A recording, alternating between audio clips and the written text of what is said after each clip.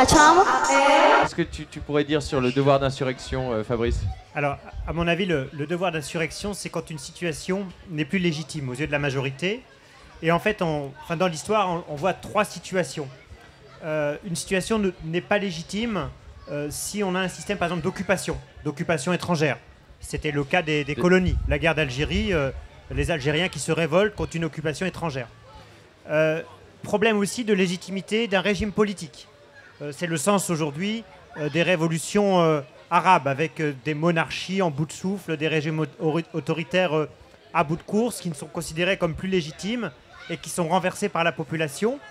Et puis parfois, c'est la situation économique qui peut être considérée comme illégitime. Et là, c'est le sens des révolutions communistes, en Russie en 1917, à Cuba en 1959, où on a cherché à instaurer un autre régime communiste. Mais un mot juste peut-être sur les femmes sous la Commune, pour rebondir. Elles n'ont pas fait que remplacer les hommes, parce que peut-être pour la première fois, et plus encore que sous la Révolution française, il y a un vrai éveil politique des femmes.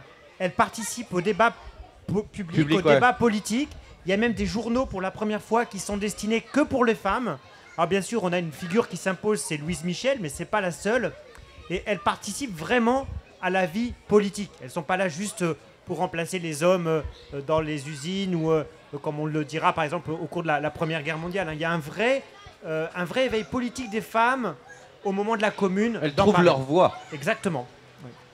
D'ailleurs, je dérive, là, on devait enchaîner, mais je dérive. Il y a un vrai phénomène de mise en place. Enfin, alors après, peut-être que je mélange avec ce film qui a été fait ou qui met en place une sorte de média indépendant qui est face aux médias de Versailles. Donc c'est un délire, c'est une fiction. Ce film de Watkins, la Commune. J'espère que j'écorche pas son nom. Et est-ce que c'est vraiment ce qui s'est passé? Parce qu'il y avait déjà une forme d'intervention symbolique en fait, pendant la Commune. Et ça, c'est important, non? Encore une fois, moi, je crois que toute révolution ne peut marcher que si, à la base, il y a un effort de propagande auprès de la population, auprès des masses, pour prouver que la révolution en cours est légitime. Et aujourd'hui, c'est les réseaux sociaux, c'est Facebook. On a vu ça dans les révolutions arabes, avec des gens qui se donnaient rendez-vous par ce biais-là, ou qui utilisaient ces médias-là pour contester le régime en place.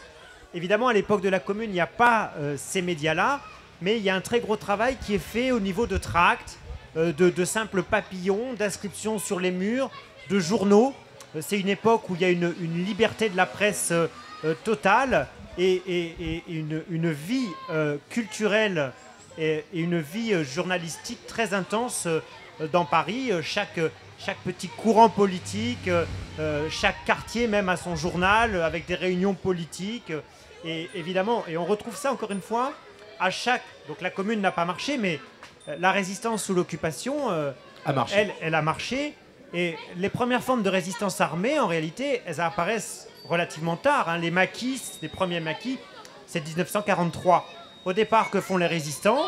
Eh bien, ils bravent des interdits, ils impriment clandestinement des journaux pour contrer la propagande officielle, ils diffusent des tracts, ils mettent des petits V sur les murs en cachette qui signifient victoire des Alliés.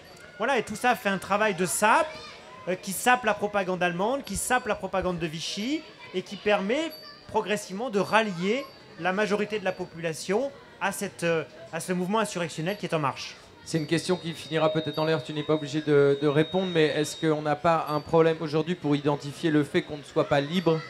Est-ce qu'on n'est pas dans une tyrannie invisible et molle? Et est-ce qu'on n'est pas dans un moment où on devrait mettre le paquet pour justement défendre des systèmes qu'on connaît et qui fonctionnent versus un système qui nous emprisonne, nous dépossède de nos désirs et finalement nous empêche de vivre libre?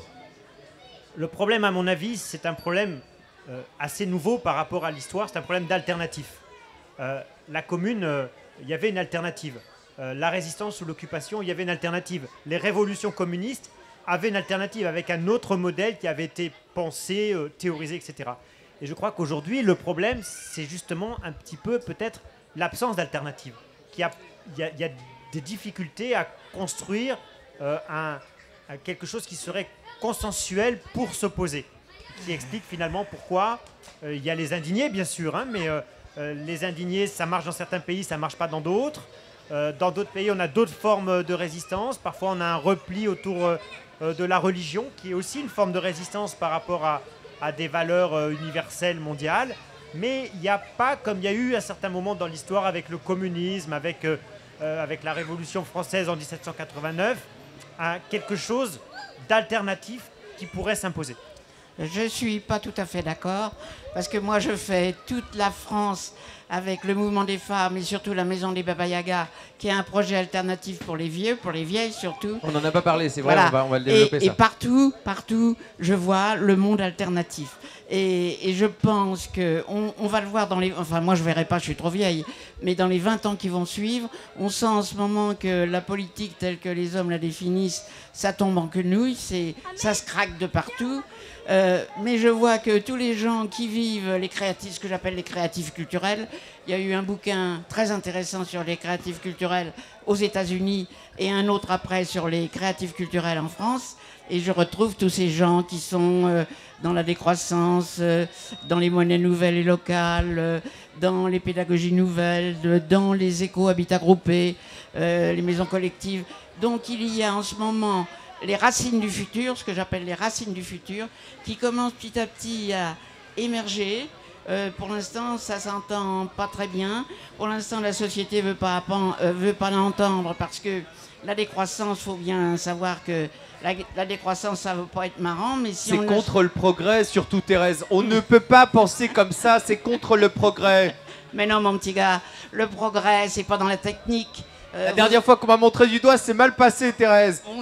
Vos instruments de communication, on n'a jamais aussi peu communiqué. Alors il faut regarder ce que c'est que l'avancée technique. Moi, j'y crois pas. Je crois qu'en l'avancée humaine. Moi, vous savez, je suis humaniste jusqu'au bout des ongles. Et je pense qu'aujourd'hui, il y a une véritable alternative en France qui va commencer à affleurer, sinon on va crever. La chambre